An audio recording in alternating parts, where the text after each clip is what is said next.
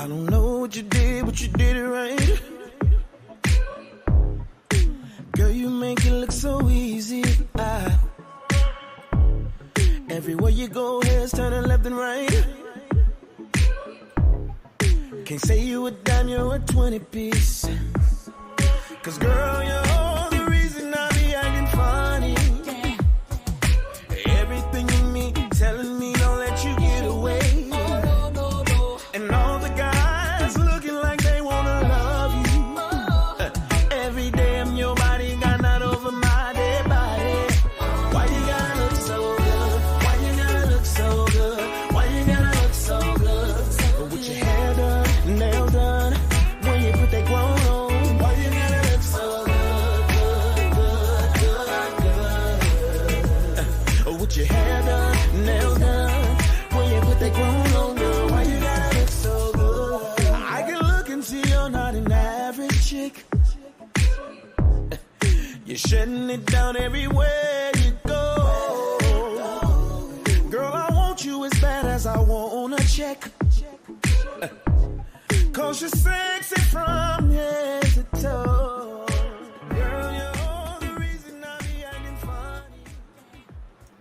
Happy Sunday, fun day. Hello, everyone. I hope everyone is having a beautiful day.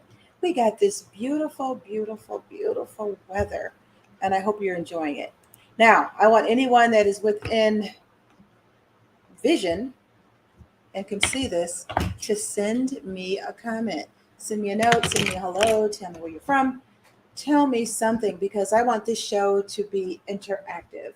I want you to write a comment. I want me to respond to the comment, and let's talk about it. So let's get this show started. Good evening, beautiful people, and welcome to Intellectual Radio's Voices of Change. My name is Jan, and I'll be your host this evening. Today, as we all know, we celebrate Father's Day. We celebrate Juneteenth tomorrow. And I celebrate you, the listening audience, because I'm so happy that you took the time out of your busy schedule to listen to the show. I would love to read your comments and interact with you. So again, I'm asking you again to write your comments, and I'll make sure to try to read them all, and we can chit chat a little bit. I don't have a co-host, so I have you as my co-host today, and thank you for that. Every week I read a scripture. Today it's from Ephesians 4:29. And the scripture goes, "Let no corrupt communication proceed out of your mouth, but that which is good, to the use of edifying, that it may minister grace unto the hearers." So kind of what is that saying? That's saying that your tongue has a whole lot of power, and anything that you say should be something positive, should edify. You know, that 2 to 3 ounce organ can do so much damage. So what we wanted to do is to give power. Life and death is in the tongue. Speak wisely. I got a comment. Hello, Joyce, all the way from ATL. Thank you so much for tuning in. I appreciate it so much. And I hope you join in on this conversation. If there's anything that was going on in ATL that I missed, make sure to put it in the comments. I'll make sure to cover it. Romaine, all the way from Indianapolis. Good evening to you too, my faithful watchers. I appreciate you so much. We're going to start off with the news, and then I'm going to speak briefly on Juneteenth, and then we're going to talk a little bit about Father's Day. And I'm going to, talk about Father's Day. I was kind of thinking about, now what am I going to say about Father's Day today? I've done Father Day shows, and I've interviewed men that were great fathers, and I've talked to people that had great fathers, and you always want to think about, how am I going to talk about it today? And it came to me in a sermon at church. So I'll tell you about that later. But we're going to start off with all these robust, hot news stories. Hello, Miriam Makiba. Hello, beautiful. How are you? For all the way from Indianapolis, thank you so much. And please, any of these stories, don't hesitate to put your comments, and I'll make sure I'll try to address them all.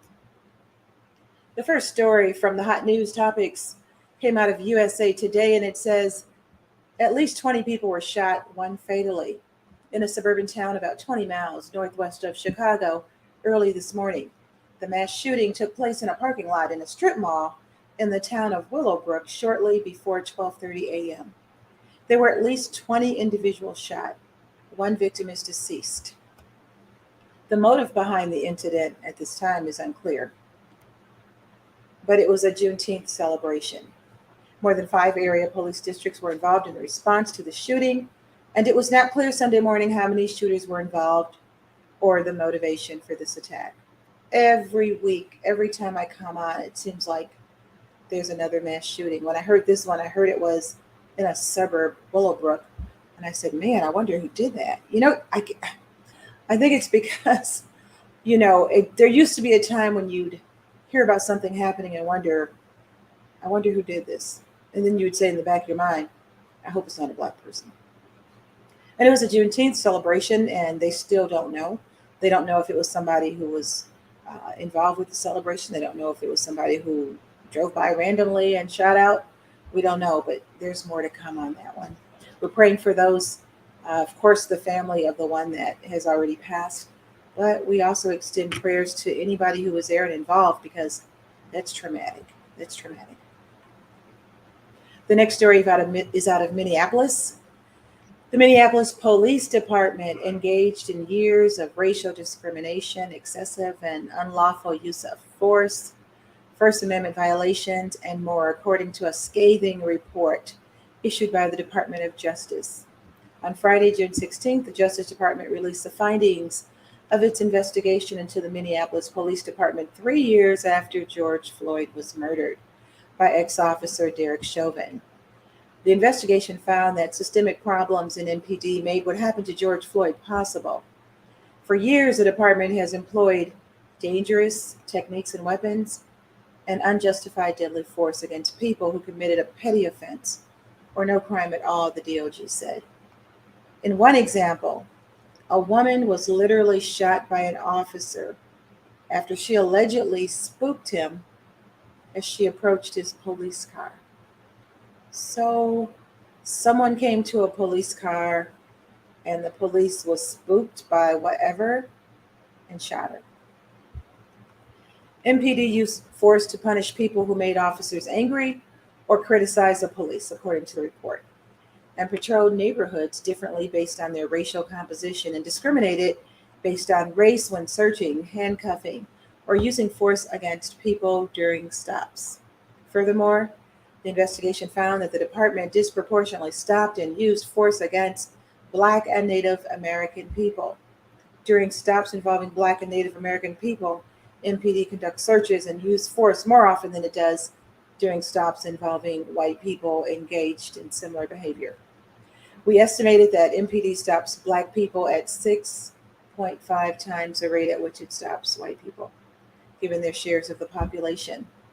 Similarly, we estimate MPD stops Native American people at 7.9 times the rate at which it stops white people, given population shares. This study, this is from one city, Minneapolis, but it kind of brings and shed new light on, when people say, I was stopped because I was driving while Black. This just reinforces that. And apparently it's been going on a long time. And this study was done obviously because of the incident with George Floyd. But I wonder how many other cities that this raw statistic would shed a similar light or be similar, the results would be similar. I really hope so. No share button on broadcast. Really? The next story is 2 American tourists who police say were attacked, one fatally while hiking in Germany, were identified as recent graduates of University of Illinois Urbana-Champaign, according to the school. Eva Lou, 21, was allegedly attacked by a 30-year-old American man she had met while hiking near one of Germany's most popular tourist sites. A friend who was with her, Kelsey Chang, 22, attempted to rescue Lou, but was pushed down a steep slope. Investigators say the man then attempted to commit a sexual offense on Lou before he pushed her down the slope too, causing her to fall about 50 meters below her friend. Both women were rescued by emergency responders and taken to 2 separate hospitals. Chang survived, but Lou later died.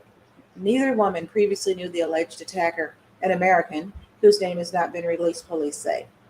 The man had pursued the 2 young women to follow him down a hidden trail leading to a viewpoint before attacking, according to police.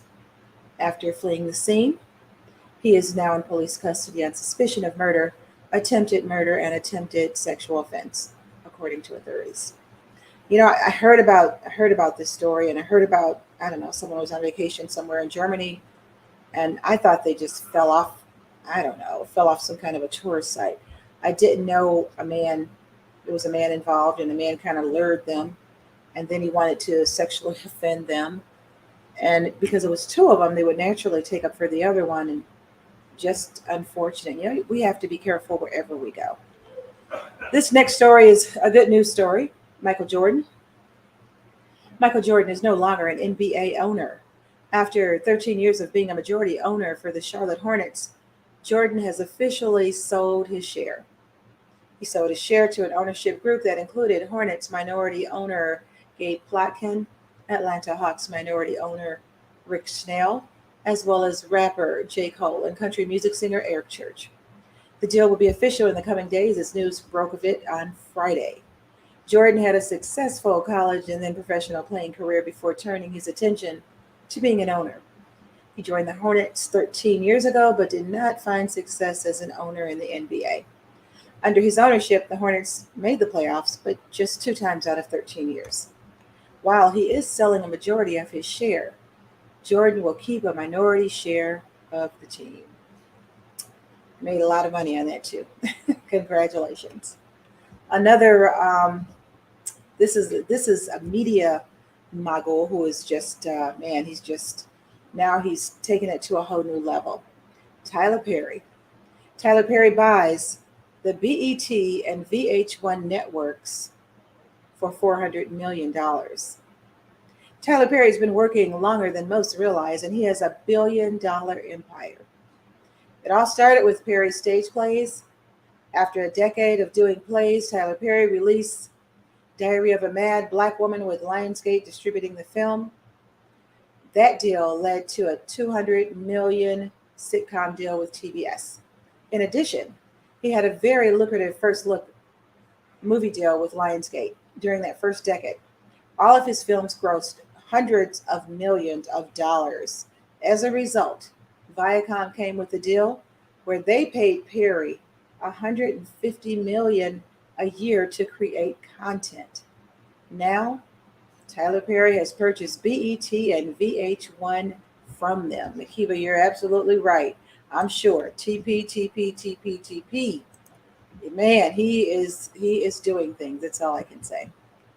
This next story, it actually started off a couple years ago, and it's finally kind of coming to an end, I guess. And most of you have probably heard of it. It was about a Chicago police sergeant fired for the role in the botched raid where the black woman was handcuffed, and she was handcuffed while nude, and she had to stand there nude for quite a while, exposed. Everything was exposed to the police running around her apartment.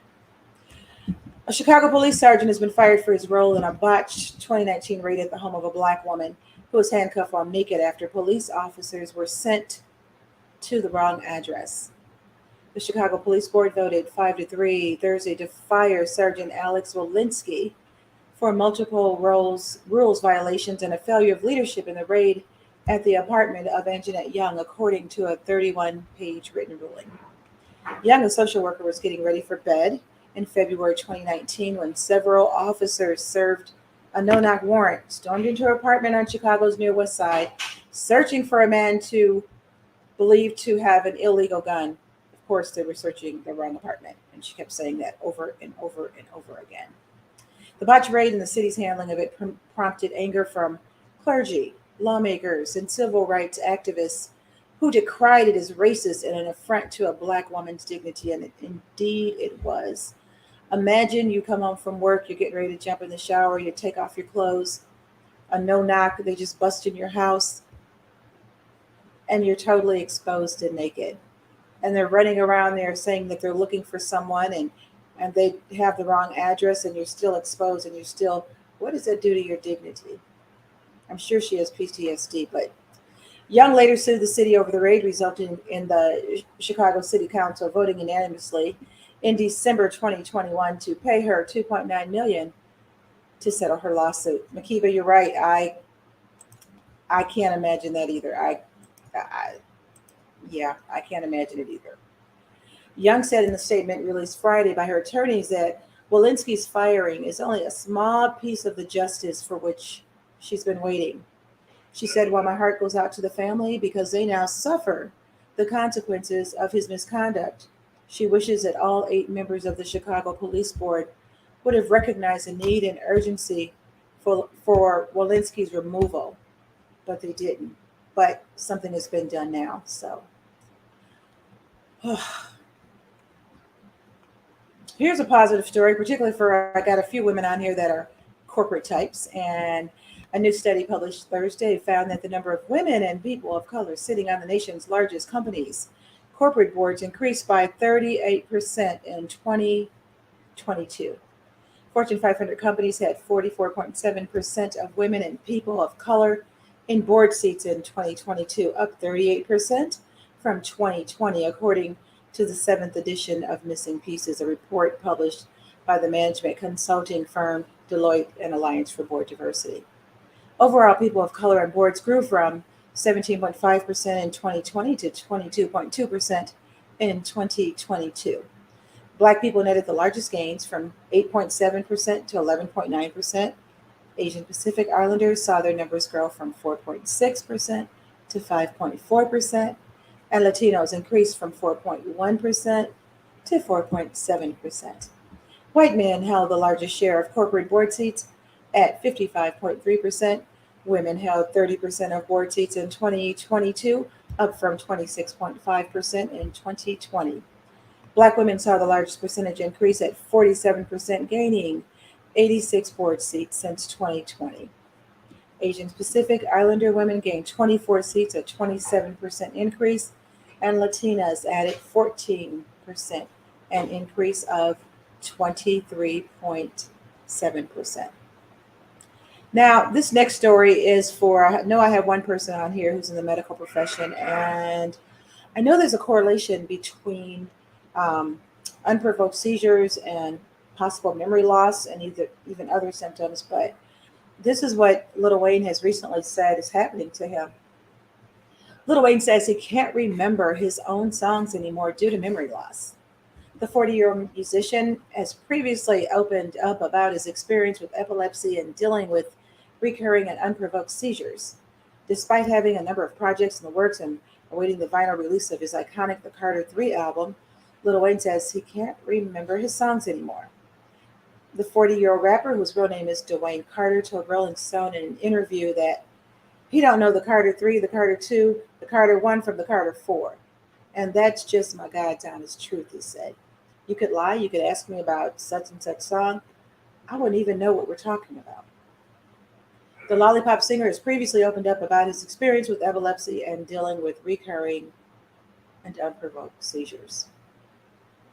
I know there's a lot of work being done and a lot of studies being done on seizures, and a lot of people suffer from them. I mean, this is where they're literally having a piece of their life lost because they don't remember or recall what happened during that seizure. We're just hoping that I don't know, maybe a cocktail of medications, maybe a root cause, maybe something will not only help Lil Wayne but help all the other people suffering from seizure activity. Florida woman accused of fatally shooting her neighbor is granted bond. Did any of you hear about this Florida woman? This Florida woman who, I don't know, she had a problem with these kids playing in a grassy area sort of near her house. But she was white, and the black woman, they were having issues anyway. So apparently one day it came to a head where I guess she screamed at the kids and called them the N-words and did this and did that. And she picked up their iPad and she threw the iPad at him and broke the iPad. And of course, the kid, rightfully so, went to his mother and said, "This woman threw this iPad at me and broke the iPad and blah, blah, blah, blah." The mother, like any other mother would do, nicely went over to her house and knocked on the door. This is where this picks up. Susan Louise Lorenz, 58, was ordered to wear an ankle monitor to have no contact with the family of A.J. Owens and to not leave the state of Florida. A white woman accused of fatally shooting her black neighbor in Florida following a dispute over the victim's children was granted bond on Friday. Susan Louise Lorenz appeared in court days after she was arrested on charges of manslaughter with a firearm, culpable negligence, battery, and 2 counts of assault. The Marion County Sheriff's Office has said Lawrence, 58, had a long-standing neighborhood feud with A.J. Owens about Owens' children playing in a grass field near her home, near their home too. The feud culminated June 2nd when authorities said Lawrence shot Owens, a 35-year-old mother of four, through a closed door in Escala. So when her and her kid went to knock on the door, she knocked on the door. The kid was with the mother. She didn't even open the door. She shot through the door and killed the mother in front of the kid. The case has drawn national attention and raised questions about race and Florida's stand your ground laws. Initially, when it happened, they did not arrest her initially. They arrested her, though, because everybody was jumping up and down about it, okay? So that's why they ended up arresting her. But they were somehow trying to retrofit that into stand your ground, self-defense law. Anyway, during Friday's court appearance, Judge Robert W. Hodges set Lawrence bond at $154,000 to $150,000 for the manslaughter charge and $1,000 for each misdemeanor. I don't know. What do you think about that? Do you think she should have got bonded? Do you think she should still be in jail? Do you think the bond should have been a bit higher? I don't know. These are all questions that, it almost appears as if they're somewhat reluctant to move forward with this case. Deion Sanders at risk of losing his left foot to amputation. As you know, he's faced some medical challenges with his foot, but he never says, why me? And he further said in an Instagram clip that he's built for this. Wow, how is anyone built for that? University of Colorado head football coach and NFL Hall of Famer Deion Sanders, who has previously had 2 toes amputated, now faces the risk of losing his left foot due to ongoing blood circulation issues. I don't have feeling in the bottom of my foot at all, the former NFL star and Hall of Famer told his medical team in a filmed meeting posted on YouTube.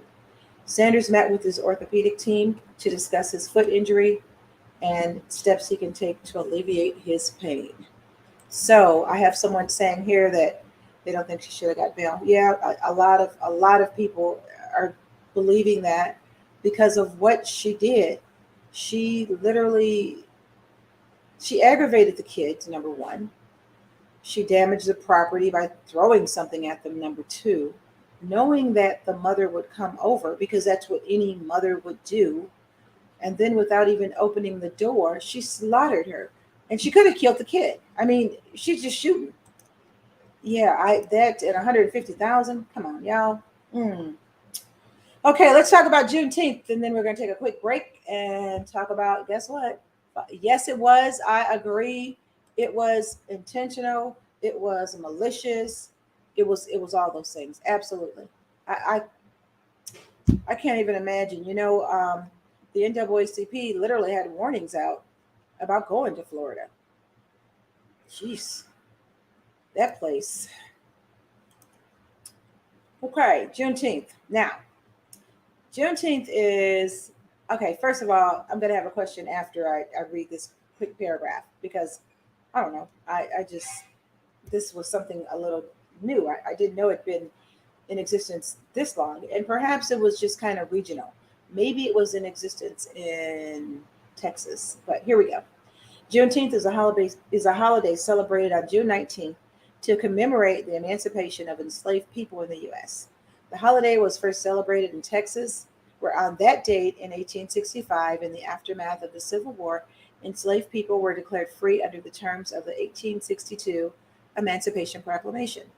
The day, which gets its name from combining June and 19, Juneteenth, has long been celebrated by Black Americans as a symbol of their long-awaited emancipation. But the story behind the holiday and how Juneteenth got the meaning starts more than 150 years ago in Galveston, Texas. So my question to everyone, how long have you known about and or celebrated Juneteenth? Let's go. And I can wait a few minutes. There may be a delay. How long have you known about that Juneteenth thing?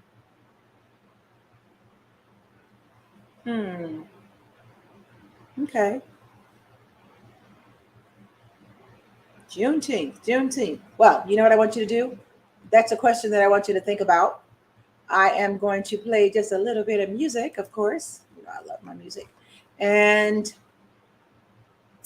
then I'll come back and you guys tell me how long, how long for Juneteenth. Here we go. This is by Chicago's own Simply Beautiful, a remake. Dante Hall.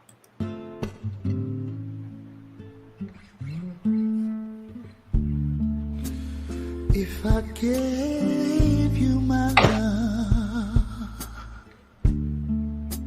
I tell you what I do. I'd expect a whole lot of love out of you.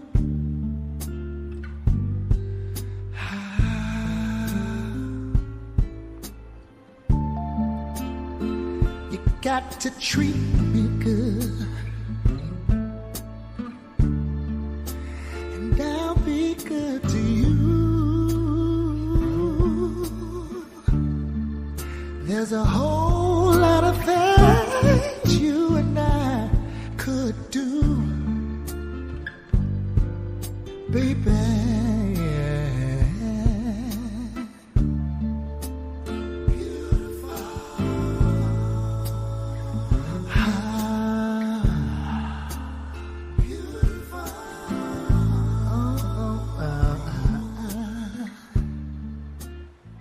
And that Chicago's own Dante Hall, his voice is just so silky smooth, just silky smooth. Okay. Wow, I got somebody who said 20 years. Come on, get out. Okay, so here we go. Juneteenth. Mary McKeeba said she knew about it 4 or 5 years. Okay, that's about, yeah. And Sharon Alexander. Hey, my girlfriend from college. She's known about it for 20 years. Really? That's so interesting because I know how popular it is now. I know it's a national holiday. I know there's festivities all over the place, and I know before anything is a holiday, obviously, it's known about prior to that. But 20 years, Sharon, you get the prize today. Ding, ding, ding, ding, ding. Now we're going to talk about that topic that this is the day for them, and all of you have dads, and some of you have husbands. Somebody else. Sean Wilson, known about it 10 years. I'm trying to think of when did I find out about it. I know it's called other names, but I haven't really been celebrating it. I know it. I don't think it was 10 years, maybe 5. I don't know, maybe between 5 and 10. Thanks, Sean. Anyone else? How long have you either known about, celebrated, or heard of Juneteenth? Juneteenth. Alrighty, I think that may be it. And if not, if there's another one, I will certainly let it be known. Here we go. Now we're talking about fathers. What about the dads? Wow. The dads. Here we go. I visited Tulsa and it was mentioned in the Black Wall Street area. That makes sense. Okay. That makes sense. Okay. Thanks, Sharon. That does make sense. Yeah, that Black Wall Street area. I did a show on there one time. I think there was a person whose ancestors was part of that massacre, and they were on the show and we were talking about that, the Black Wall Street. So it makes sense. Thanks. And Sean, do you remember at all how you heard about it? Remain 5 to 10 years. You've been knowing about it long too. Okie dokie. Okay. Yeah, I don't know. Well, Sharon, regional, yeah, with her visiting Tulsa maybe. But Sharon's from the region, so she's from our area. So. Okay. Let's go on with his fathers. I as I said earlier, when I started the show, I was trying to think about what do I talk about with Father's Day, because I've had guys on here giving their perspective other years. I've had people on here talking about their dad in other years, and I was like, I don't know what perspective I'm gonna give. And then When I was in church today, you know how they always honor Mother's Day, they honor the mothers, Father's Day, they honor the fathers. So, of course, they honor the fathers. And um, this priest, Father Tadeo, he read this thing about black fathers, and I said, that's what I'm going to take on it.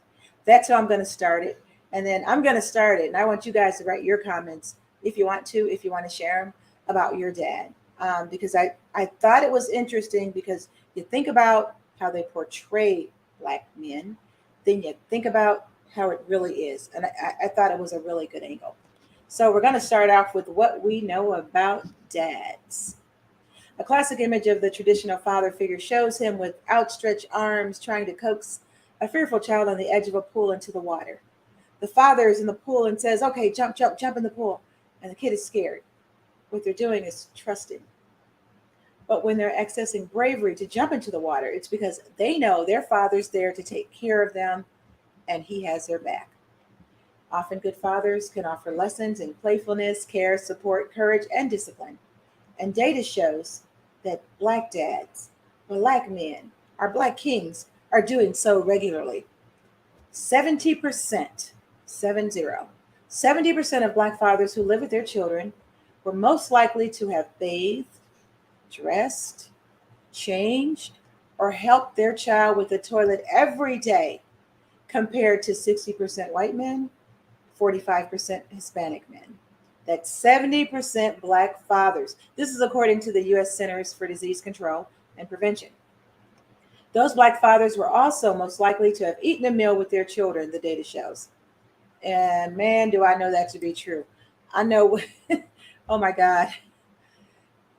I had a blended family and it was like a must. We have to eat together. We have to eat together. We have to eat together. And it used to drive me a little bananas, but it shouldn't. I don't know why it did, because when I was growing up, my mother made us eat together too. Matter of fact, if you weren't there to eat, you went to bed hungry. So anyway, that's a whole nother story. But this is good stuff. These numbers were high, and not just for biological fathers living inside the home. But here's a good point too. It also indicates that black fathers often step into the role of step parents or maintain consistent involvement when living outside of the home. I know that to be true too. There's many men who are stepfathers who, as they say, step into the role. And I've even known some cases where there were men that found out that the kid wasn't theirs later on. And they said, but wait, why should this kid suffer? And they continue fathering. That's a black man. This involvement is important for many reasons, one of which is that data shows that children with involved fathers are at lower risk for developing disruptive behavior and mental health difficulties. Even when a biological father isn't present, which happens, the role can be filled by other men who care about the child. An important concept in African American culture, takes a village for real. You can have perhaps multiple fathers or father figures and grandparents who can play a very strong role that is just as strong, if not stronger, than the father. You really do have uncles and grandparents and coaches and community members, pastors that can step in and really provide all those things like the guidance, the empathy, the attunement, and the support. How media portrayals get it wrong. If data shows that black fathers are often involved in the daily care of their children, the data shows this. I'm not just saying this to brag on them. Data says it. Why is this story not being told? Often movies and TV shows and news stories about black fathers come from secondary sources, not by the black dads or those who have been raised by them. As a result, the father of a black family can be portrayed as either absent or just not a very good dad. Sometimes we miss some of the nuance and just think, oh, that's how black families are everywhere. And outsiders really get that impression and think, oh, that's how black men are everywhere. But when I would hear this and I would think, well, that's not how my dad was. That's not how anybody's dad I know was. And where does this come from? Given the history of racism in the U.S., some black fathers may face disproportionate incarceration rates or have difficulty in obtaining jobs to provide for their families. But such hardships are only part of the story of black fatherhood. Perhaps we need to change the evidence that's available to really kind of get a more representative and accurate picture. How can we write this narrative? For a narrative that better represents Black fathers, we need to emphasize who is telling the story. We must consider the source. The Black American Dad Foundation and other groups are trying to put our stories out from Black fathers themselves. It is encouraged that dads think about the behavior they're modeling for their children. It is important to show your child that you are human, that you make mistakes, and it's okay that you find ways to get through them. Not only do you show them your successes, but show them your failures and vulnerabilities as well. When I was in church today, the choir director, he was directing, he gets all passionate, and I saw he was getting ready to go in. I mean, he was getting ready to go in, and he kind of stopped the song, and he sat there, and he put his hands in his head. He has a daughter about 6 or 7 years old. I was sitting right next to him in the choir.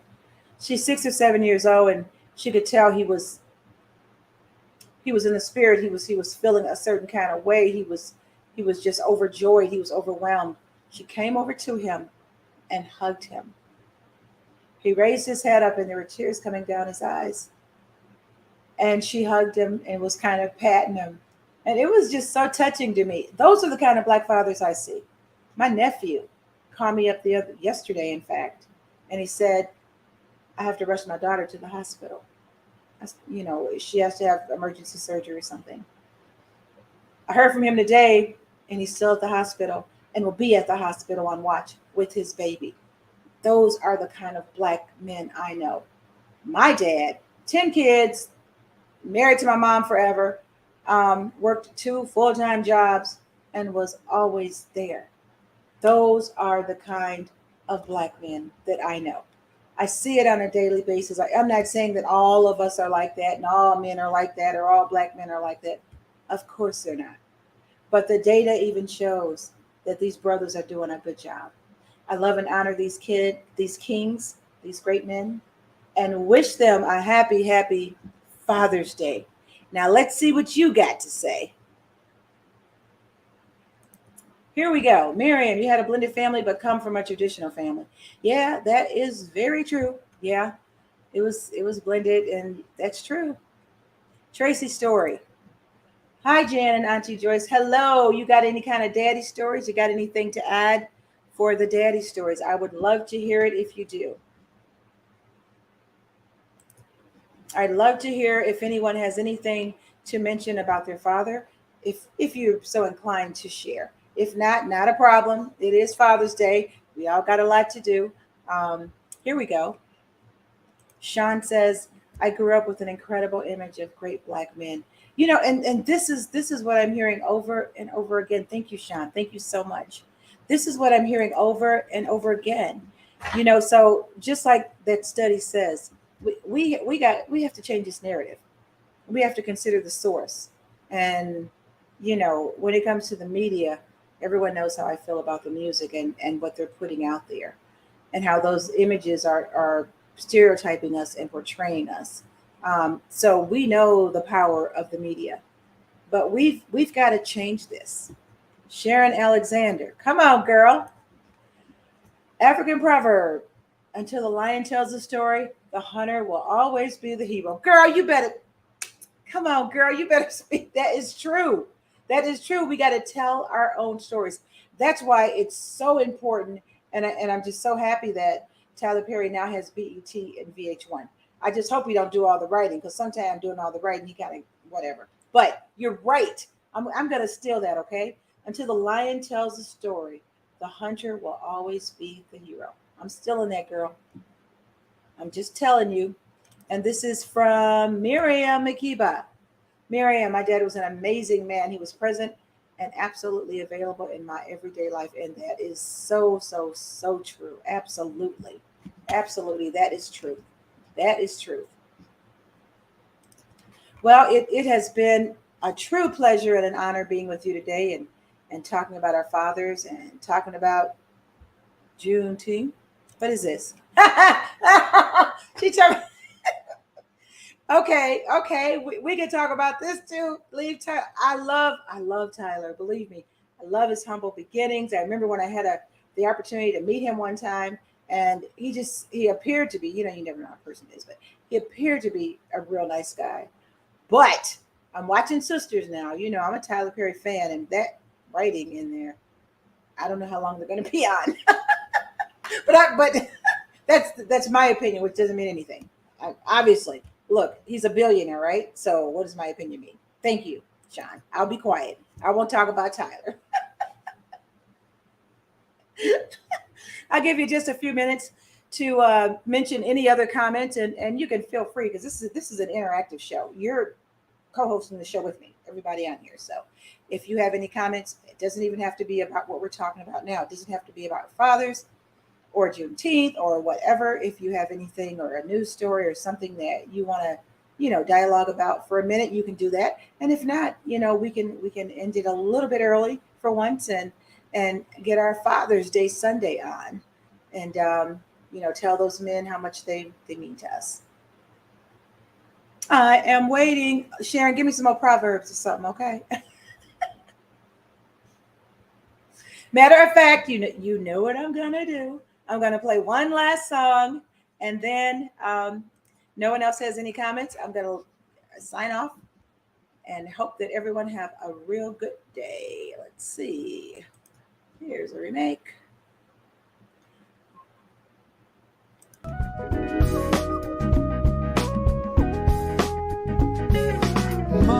Mother, there's too many of you crying. Brother, there's far too many of you dying. You know we got to find a way to bring some love in today. Father, we don't need to escalate.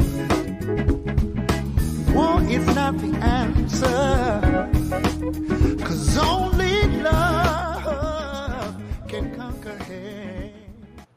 And that's again Chicago's own. It looks like I have a comment. I do. Oh, I lost my father last year. He was a strong influence on me and my appreciation of me. I'm sorry for your loss, Sean. I lost my father a couple of years ago, about 8-9 years ago. So I know that loss. Yours is very, very fresh. And I'm sure he'd be proud of you. And just from you saying he was a strong influence on me and my appreciation of men, that speaks volumes. That speaks volumes. Thank you so much.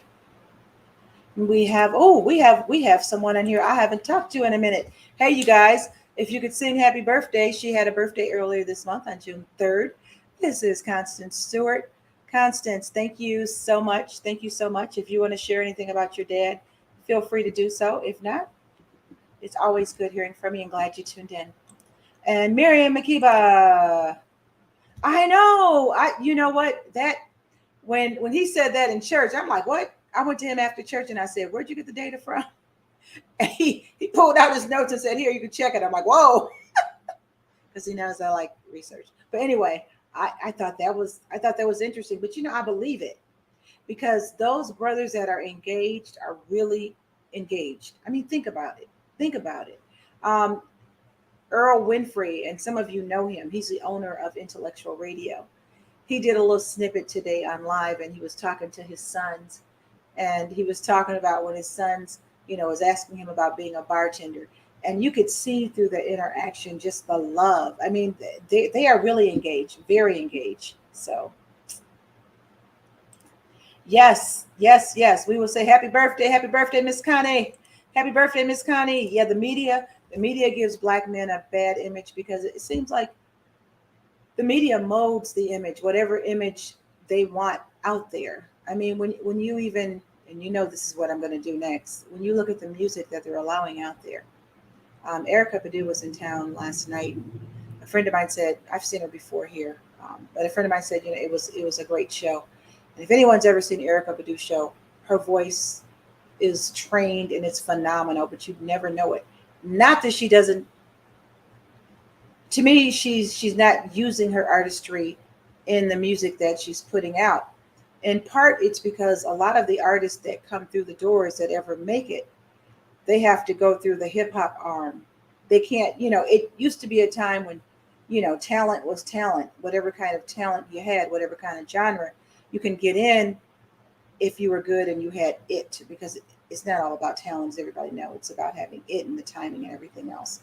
But now you almost see where they're shutting out certain genres and promoting other genres, particularly those that are, in my opinion, and I ain't trying to open up a can of worms, in my opinion, negative. Like some of the rap and some of the hip hop, and you listen to some of the lyrics, and this is what our kids are listening to, and our 6-year-old daughters or whatever are listening to, and they're listening to Taylor Swift. But that's a whole nother show. Okay, I'm not going to get into that. But thank you. Media gives black men a bad image, and it goes back to what Sharon proverb: until the lion tells the story, the hunter will always be the hero. I'm still in that. Anyway, it has been a pleasure, you guys. If you have men in your life or fathers in your life or husbands or whatever, go and do something nice to them. It's been a pleasure to have you here. Next week, I'm going to have the relationship guru on here with me, Khalid. And the week after that, for anybody that's interested, I'm going to have a doctor on here, and he's going to talk about, everyone is talking about all the time, all these weight loss medications, like the Wegovy and Ozempic and all that was originally used for diabetics, but it's now used for weight loss, and everyone's losing it, particularly those people that want to drop like 10, 20 pounds. They can use it for less than a month and drop that. I'm going to have a doctor on here the first Sunday of July, and he's a doctor that specializes in weight management, and he's going to grace our stage and answer your questions and talk about that. And this is going to be an interesting show. So please come back next week, come back the week after, and continually come back and tell your friends. And I appreciate you so much for being here and being on this Father's Day. And it's so beautiful outside. So thanks for taking the time, and thanks for looking into my view.